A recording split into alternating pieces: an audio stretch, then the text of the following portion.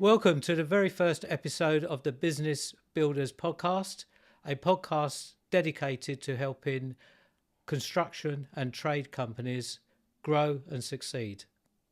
In each episode, I'll be interviewing experienced entrepreneurs, people that have actually had success within a particular trade or construction company, and they will give their real life experiences and stories of how they experienced some of the pitfalls but also overcome them and made a success of their particular businesses. I'm absolutely delighted to, as my first guest, to introduce Giovanni Barreca, Gio to his friends, the Partnership Director at JustFix. Gio has not only developed and grown his own businesses, but he's also an excellent speaker when it comes to collaboration and working with seeing the benefits of working together with other organisations. Welcome, Gio. Great to see you again. Nice to see you, mate. Yeah, good on you. So obviously I've got the introduction. You're now with JustFix, but obviously I know you from old. But tell me about your journey. How did you arrive where you are now? Oh, it was a bit of a journey.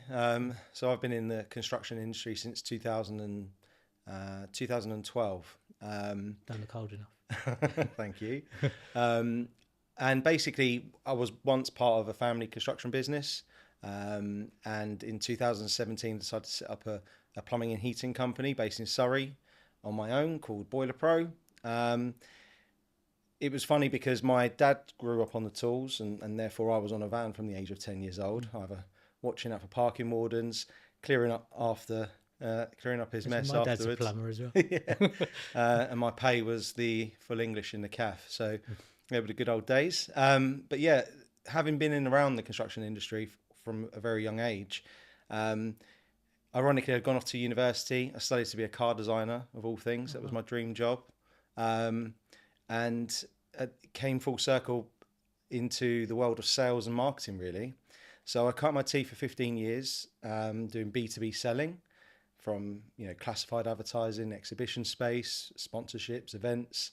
And I realised that actually, marketing, anything really, is all about understanding your customer, your typical client, and learning how to package a product or service that targets who they are and what they want, and technically, sell anything. So I realized that, fundamentally a plumbing and heating service was a product or a service. I really understood what the clients wanted, understood my customer avatar.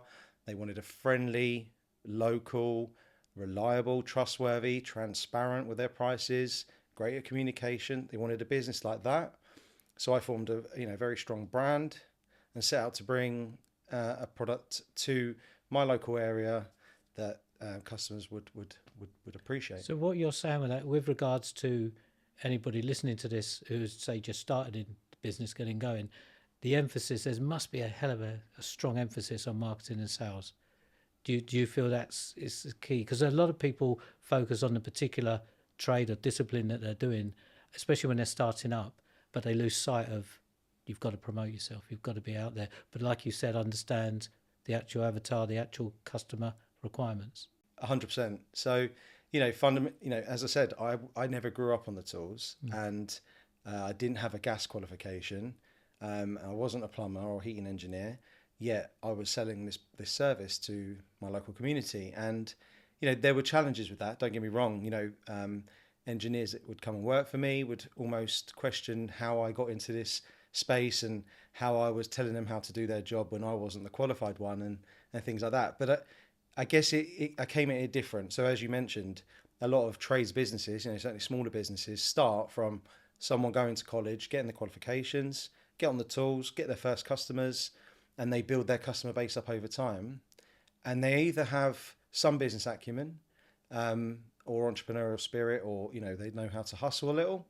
And that comes through in line with their, skills on the tools. A lot of that is instinctive, though. They don't actually get taught that at college or anywhere, do they? No. Which is it's wrong, really. They should have a module on business. 100%. Yeah, I've been talking to a lot of colleges actually about this because, yeah, you're right. You're learning how to do the job is one thing, but even down to, business setup, business financials. Do I go limited partnership, limited Exactly, company, yeah. self-employed, how to structure yourself, anyway, that's a whole Yeah, with whole area another of discussion for another day. Yeah. But yeah, fundamentally, you either grew up, got on the tools, started your business that way.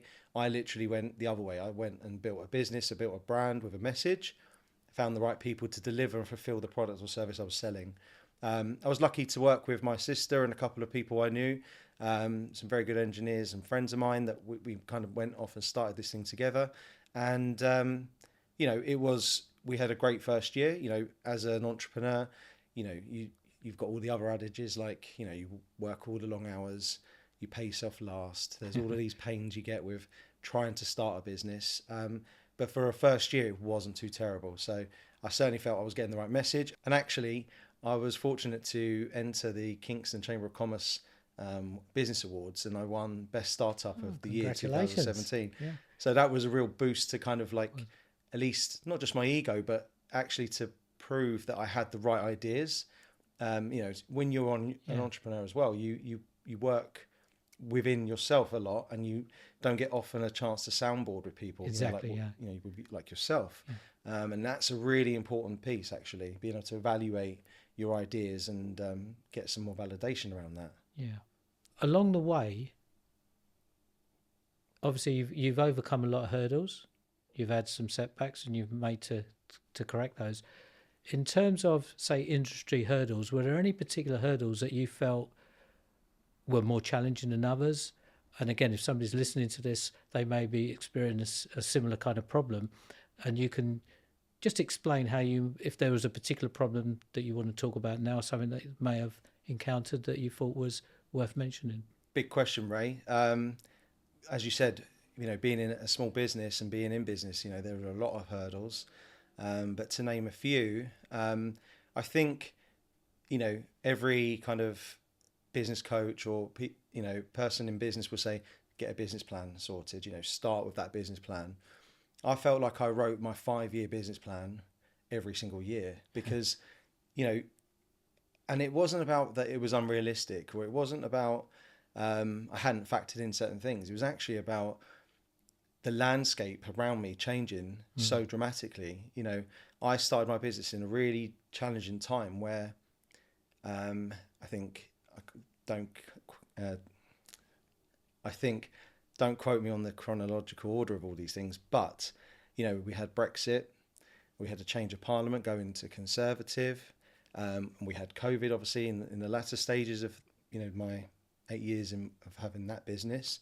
And at each point, there was always kind of different hesitations around people spending their money, or the supply and demand of employment, and overcoming a lot of those required me to be very flexible and be on the pulse of what's going on. If I was to name specifically a couple of things that I think that I probably either did well or did not so well, I would say that one thing I got caught up in was probably looking to grow too quick, too fast. Yeah. It can be very easy to be having a good thing and think, all I need to do is just double this good thing in the next 12 months, right? I can double my staff, I can double my client base by doubling my spend online or doubling my marketing activities. And the reality is it doesn't quite work like that. You could actually, growing too fast can be as detrimental as having a slower growth, because if you're stretching your resources too far, you create more problems. Absolutely. So, and it isn't relative, even if it does look like that on paper, because you can make some assumptions around your expenditure and the results. Yes, but the reality very rarely plays out exactly like that. There was a couple of places where I felt like I was offered a couple of contracts. In fact, one I did engage in, and it was probably a job bigger than I was capable, the business was capable of taking on, but there was a certain amount of trust in the arrangement of that. And to be fair, in the end, I bit off too much, more than we could chew. We hit teething problems with kind of like the labour part of the job, managing the materials and the processes. And ultimately it was a massive loss, a massive loss to the business that year in terms of the numbers. And I learned a lesson there. So just to summarise then, would you say in that scenario, by having a plan, you'd have perhaps grew more structurally, you wouldn't have just gone with whatever came in? Do you think you would have been more controlled? Potentially, yes. In this particular instance, I was set up with a small team. We definitely specialised or were more capable in doing reactive works and boiler installation works or cylinder installation works, things that were like 1 to 3 day projects, and hourly rate works. But the job I undertook was more of a site-based project, and More commercial.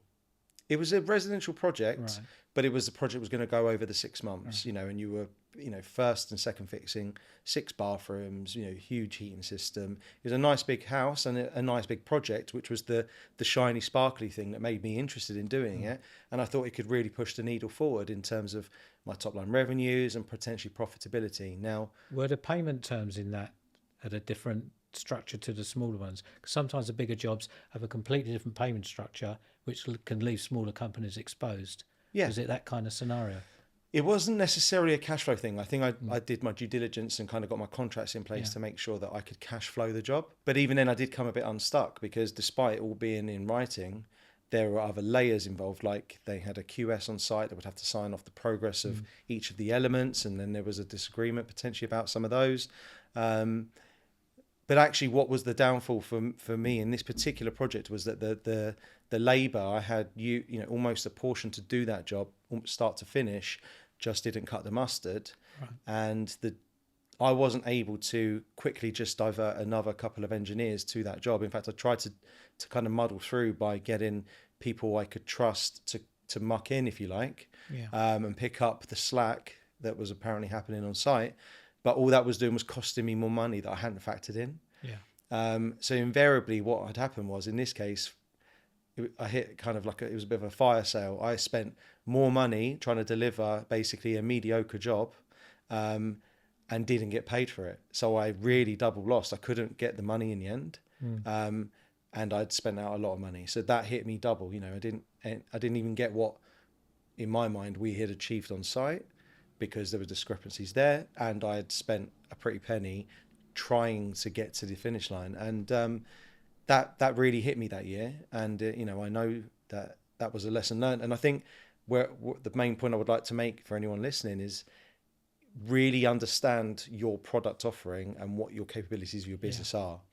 If you're looking, they're completely different animals, commercial or large scale residential, multiple flats or whatever it is. They sound like big numbers, they look great, and you might think that only certain people are capable of getting in those places. They probably are, because they're better engineered for it. These companies that have got 100 plumbers that are going out to do a 50 flat installation, they're paying those people a lower wage, generally speaking. They're looking to make £50 a day on that person, and they've got volume of people of which they can move around. And really it's about churn and top line revenue. And and if you're someone that's paying a really good salary for a reactive engineer, where you can make money on a daily basis, trying to get into site work, the money's just not the same. It's not relative. So it's not just, I would recommend you don't get involved. Yeah, it reminds me of I was working with a particular contractor once, and they were doing painstaking restoration. And it's a lovely places, all the palaces, but they wanted to move into fast track office fit out because it was more lucrative. I said, can I have just a week with your guys? There was not a single member of staff who had actually, brilliant builders, but they'd never done a fast track fit out. It was a different discipline. Similar to what you're saying, more programming, that sort of thing. And when you analyse it, there's a resource gap. So if anybody is listening, you need to look at the capabilities of the people you got, as you quite rightly say, before you take on these projects, because they can be disastrous. Yeah. Even though technically you've got builders or plumbers or whatever, it needs to be like for like, and the old marketplace is assessed. 100%. There's one question I really want to ask you, because JustFix are basically shaking up the trade world, and with the advent of AI and the Uber service that JustFix give, what's your thoughts on, say, smaller companies embracing that kind of technology? Because that comes at a cost, but surely is it an investment or is it a cost? What's your views on that? that whole investment versus cost piece is probably every entrepreneur and business owner's challenge. In the way we've developed our technology, we're basically looking at fast tracking the customer journey between matching a need they have with a tradesperson capable of doing the job. So that Uber style service.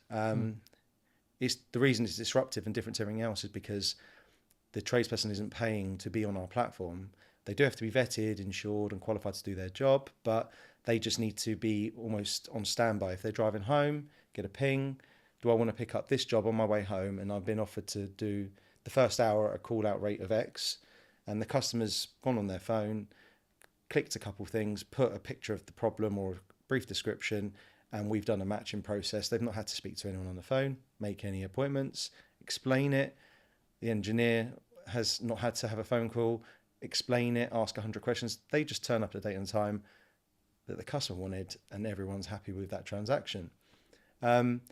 Obviously, developing a product like that is a bit different to, implementing systems or software within your own business. So you'll know me enough to know that I'm an early adopter of these types of things.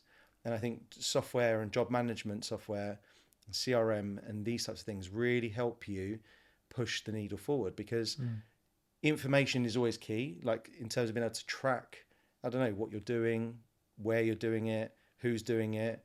That could be like how many callbacks an engineer gets and being able to measure that accurately. That could be analysing where you're making your most sales. So many people think, I make so much money doing boilers, I'm just going to do boiler installations, for example. Yeah. But actually, when they look at it, it pays 10% of their total income revenue. You touched on something there actually about the callbacks. Oh yeah. Because some people, again, smaller companies, all due respect to them, they do the price. They probably say it's going to take X amount of days or weeks. But because there's no mechanism or software, or very few companies monitor the performance of the guys, and those callbacks, all of a sudden, they don't actually realise at the end of the period that the profit isn't there. And it's largely because of not poor workmanship, but just maybe it's slow, or, I suppose callbacks is poor workmanship. Well, it can be, and there's lots of reasons for callbacks. Sometimes the customer just that wasn't there before you came, or there's there should, there's a lot of reasons why callbacks happen. But funny you bring that up, after I brought it up. But I was talking to a friend the other day who was really, really stressed about the fact he had a couple of callbacks that week, and I said to him, "But why?" I said, "You should be expecting to have some callbacks. Like, if you look at your pricing model, your business model, do you think like Pizza Express has in their business plan a number of pizzas going to get taken back and thrown in the bin? That has to be built. You build into a contingency in, yeah. Yeah. So the same way, if you're building an extension, you'd put a 10% contingency on the fund to say, what if it goes over budget? It's the same mindset. Every business needs to build in that tolerance that a callback's going to happen in their time. So if you charge £90 an hour, don't think about the fact that the hour you went back to for free has lost you money or lost you time. Think that £1 of every £90 you build went towards paying for that hour you've now just got to implement. That was built into your £90 an hour. If you did do your business pricing, your business planning and pricing properly and factored that in, then it would, A, you'd know that, and B, you just wouldn't feel so terrible about the callback. But yeah, going back to your point, callbacks should be built in, and it is one of the things. In commercial, obviously you have LADs, so liquidated accentuated damages. So sometimes it can be £1,500 a week if you run over a program. So again, people will take on a commercial project, not understand, say, a JCT contract properly, and they can end up getting their fingers burnt because they don't understand. And I always say all business owners should work harder on themselves than they do on the business. So they should, if you're going to enter a particular market, do your due diligence before 100%. You move into it. Yeah. One other thing, like if somebody's listening now and you now are going to start your journey again, what are the lessons learned that you could perhaps share with me, because I don't understand nothing, and our listeners? So over my business journey, I've become a massive believer in collaboration and partnerships. As you mentioned, I'm partnership director at JustFix, but I've been on both sides of the coin. Yeah. So in building my plumbing and heating company, I actually took apart from the organic growth and the usual kind of Facebook marketing or whatever marketing methods I was using at the time, I also looked at, the merger acquisition approach. So it'd come to light that a couple of local companies I knew, over a period of time, this is, wanted to, for various reasons, move on, be it retire, be it move into an employed job, or the owners of the business had ill health or whatever. There's lots of reasons people can get to a point in time where they decide now's the time that if I could, I would sell it and do something different. And I was able to create a couple of situations where I acquired two separate businesses, and the goodwill of their customers. So we did a soft approach where we announced our co-working approach. Was it a business for a discipline that you didn't have that complemented your business, or is it an add-on to your existing services? It is a good question because in this particular case, they were the same as what I did, Right, in the same geographies, in fact. So all I was really doing was adopting their customer base. So when their customer rang their telephone, we would answer as them and us as a joint thing. And the customer said, "Oh, hi," and we then explained, "Yeah, we've joined forces." And for a period of time, almost like a management buyout, we did a thing where the old people in the business were still on hand and capable of doing some communications. And the customer didn't just felt like they had been bought as such. We were able to stop, showing or talking as much about the other companies we had acquired. And, those other companies felt good about actually the fact that they went, were working with a company that, they structured, a fair deal with us. And to a degree, I think from a kind of investment point of view, it was, let's say, less costly to acquire someone else's client base than it would be to add that same number of customers to my customer base through any other means. A lot quicker. Yeah. That gave me, some good stages of growth over the 7-8 years that Boiler Pro was in operation in its own right. And then the other side of the coin was I was working with a gentleman called Adam Graham. He had the idea for JustFix. He got locked out of his house one day. Tried about 4 or 5 locksmiths, frustrated as hell, cold, rainy, you picture it. And he was like, "Why is there not an Uber type thing for a locksmith?" And then that magic moment kind of hit. And being well versed in building businesses, floating companies, he thought, "I'm going to actually do this." And funnily enough, at the time, he had a small plumbing and heating entity. That's how we knew each other. And we started talking. I started off as an advisor to his business. So on his investor decks, he lent on the fact that I had my own business acumen and track record, and that I was advising to his concept, how it might apply to trades businesses, basically. And then a few rounds of golf, bad rounds of golf, and some great conversations later, Adam looked, we worked together to actually come up with a deal that would work for me to and my company to be acquired by JustFix, and formally join forces. I think if I massage my own ego, he said, "I'd love to employ you, but obviously you've got your own company." And then we're like, "What if I bought you out?" And no, it was one of those. It worked for me and it worked for him. And I think the reality of this side of the coin for me is that I've got a certain set of skills, and as we already previously discussed, not on the tools. And when you run your own company, you have to wear every single hat. And that is, well, one, exhausting, two, a very steep learning curve. So yes, I may have been ahead of the curve on the sales and marketing piece, but I possibly wasn't as good or well versed as in the kind of financials and taxation pieces and, HR pieces and stuff like that. And, outsourcing those things is highly recommended. Like, talking of investment, that's where I would put it. Obviously, I spent some time with you, Ray, talking about my cash flow, and it's this side of the coin now. I get to wear a couple of hats. I'm out doing what I'm good at, what I'm best at, which is to meet people, look at opportunities, structure opportunities, bring them back to the business, and see if we can do, basically acquisition pieces. So there's, my role involves looking at merger acquisition opportunities for our business. as well as working partnerships. And at some point, I'd like to talk to you more about the working partnership side. Yeah, love to. I'd love to. What something just crossed my mind as you were talking there. Obviously, I think the whole concept is great. Obviously, there's a complementary set of skills which is critical. But with regards to the employees that were being taken over within these amalgamations, transfers, mergers, how did you deal with those employees?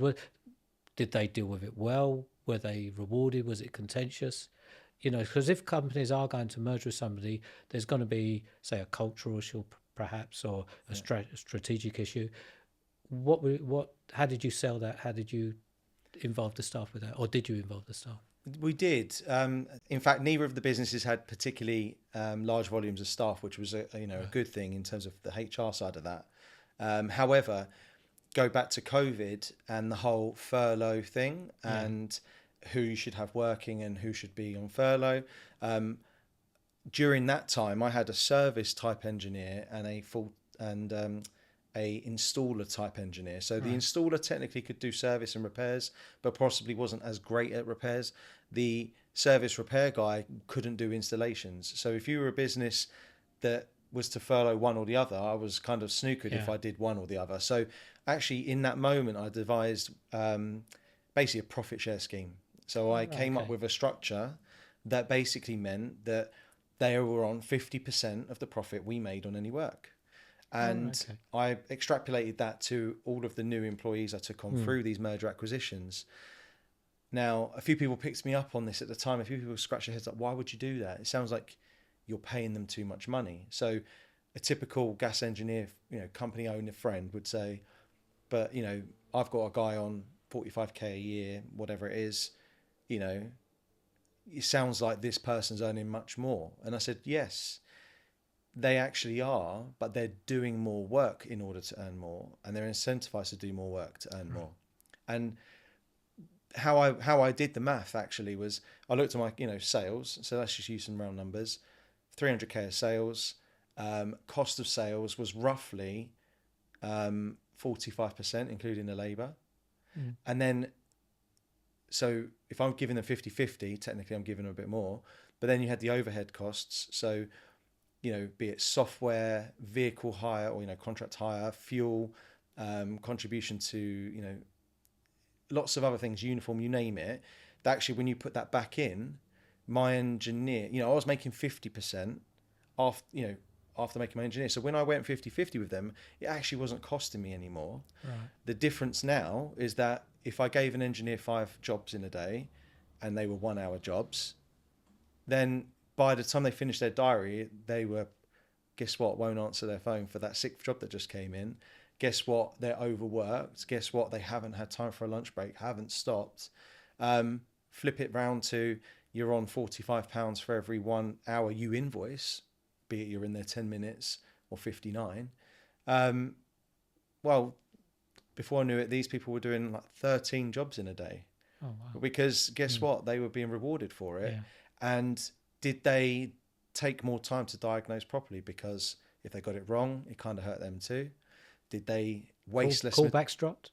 Callbacks dropped, yeah. Did they care that the right part was ordered and take a bit of ownership over that rather than be aloof and blasé with the information given?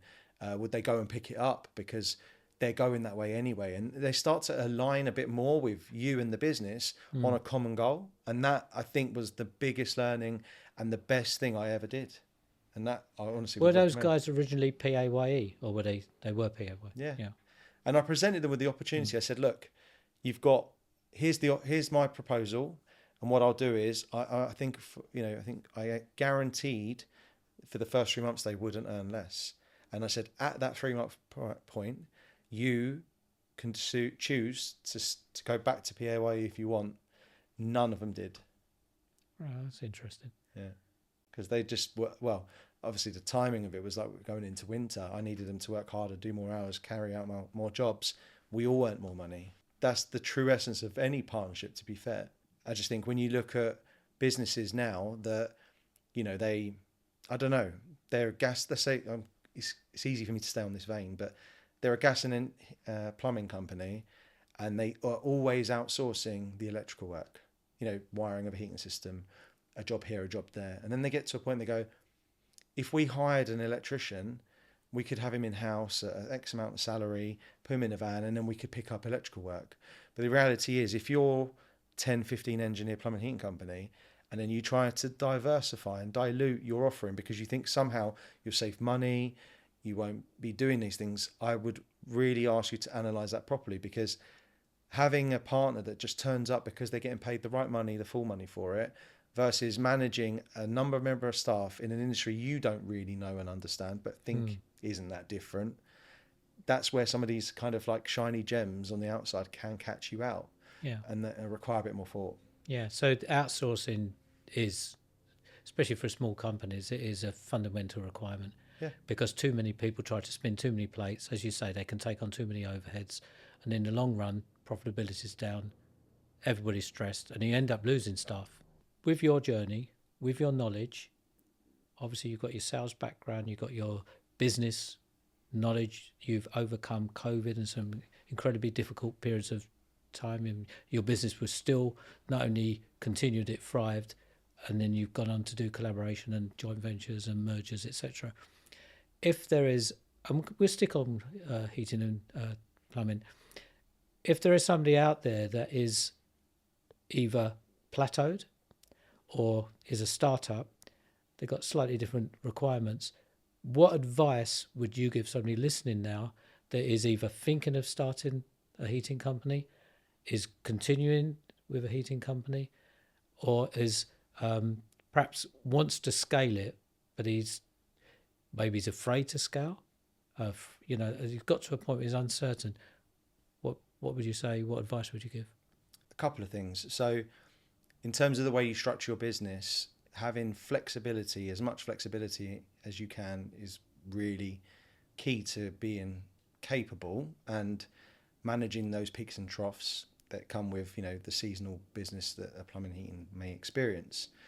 But also, where I see an opportunity is to try and twin some of those peaks and troughs with, alternate. So although I said earlier, don't try and do too many things, that aren't in your direct remit, there are complementary business areas that you could easily get into. So for example, gas engineers could easily go and do, a week's training and get an F-gas qualification, and now you're here, installing air conditioning units, which solar's big stuff now, isn't it, as well? Exactly. Yeah. So going into the solar, aircon and heat pump area, I would be, because when I was, running Boiler Pro on my own, I felt too small and it felt like too big a thing and it felt too far away to look at.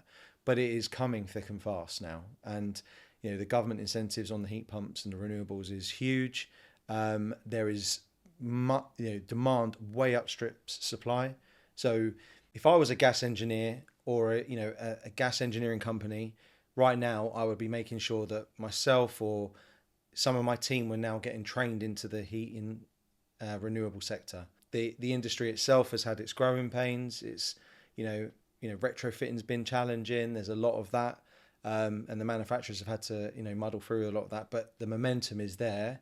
And we are, as a nation, there is only one way it's going to go. So if you're looking for growth, that's where I would put my energy now. Government incentives, is there? Yeah. So the government is paying up to £7,500 towards a heat pump install or a renewable source install. So depending on the solar piece, etc., batteries, renewable, you can kind of get that put in together. Also with like aircon on that is 0 VAT rated. So there's some incentives on the VAT side as well. So actually a lot of people, when you add it all up, can achieve that installation for not a huge amount of money. Yeah. And really you just got to do the math a little bit on how long are you going to live in the house for? Will you receive the benefit from that? But I also argue on that point, does your house become more sellable, So there are mortgage companies out there offering green mortgages. So if you've got an EPC rating of a certain level and above, they're actually offering a mortgage product that's incentivizing that too. So, there's only one way, and that's green. So anything you can do in that sector, be it learning, recruiting, partnering, then that's what I would be doing now. Brilliant. That's marvellous. There's one question I wanted to ask you is that I've seen, obviously, you followed you on social media, etc. and it is endemic. I used to be a plant manager many years ago, and lost plant, stolen plant is a major problem. And if there's anybody watching it now, they can ill afford to lose tools, especially when they're smaller companies. Any advice on that or any feedback on that? Yeah. So as you mentioned on social media at the moment, there's a massive push of awareness around the notion of tool theft. It seems to be, for want of a better term, a pandemic.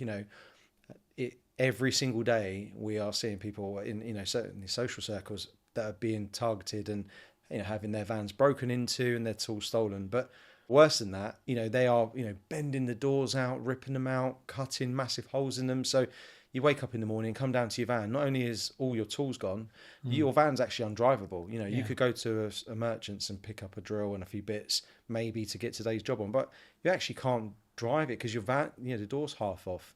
And it's gone so far now that people are stealing doors of vans because they actually can't get theirs repaired because the supply of the doors is not good enough. Wow. It's crazy. And really, to your question, the things you can do, right? So obviously having security systems, there are good ones, and as a visual deterrent, it will put maybe some of the more novice thief off. But a lot of these plates and stuff that you think are going to do what they need to do, they've got their head around that as well. So there are some quite specialist locks out there. I think it's worth investing in some really good kit. Also, alarm systems, make sure you're parking in the right places. Obviously your drive is your drive. Make sure your tools are all marked. So lots of people go, I had one of them, I had one of them, I had one of them. They tried to remember all their tools, but actually if you took a photo of everything, you'd be surprised about the things that you would probably forget until about a year later when you go to get that one thing that was in the box in the back corner you forgot, and you forgot to claim off your insurance for it. Actually, on that, with a lot of clients I work with, it should always have some form of asset register. Yeah, you've got to have it. A lot of companies don't even bother to log it. They just dish it out to employees and don't log it, serial numbers, etc. Yeah, and when you go to claim on insurance and you haven't got any log, what do? You try and plow through receipts. And what did your accountant do? It saw a receipt from Screwfix and you bought, 20 things, and one of them was a drill for 200 quid. And they just put it in as materials on your Xero accounts, and you just can't find that receipt. And, so it's little things. So your asset log, the things with serial numbers, record the serial numbers. Yeah. There are kits out there you can get to mark your tools so that under a UV light they can identify it as your tool.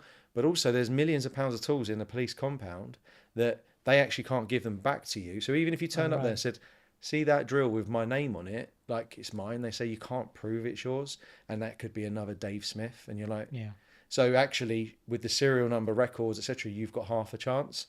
Yeah. And fundamentally, having the right insurance as well. So yeah, you do a very much a rudimentary click, buy system, for insurance policy. Yeah. If you don't have the right insurance, they may say it wasn't outside your house.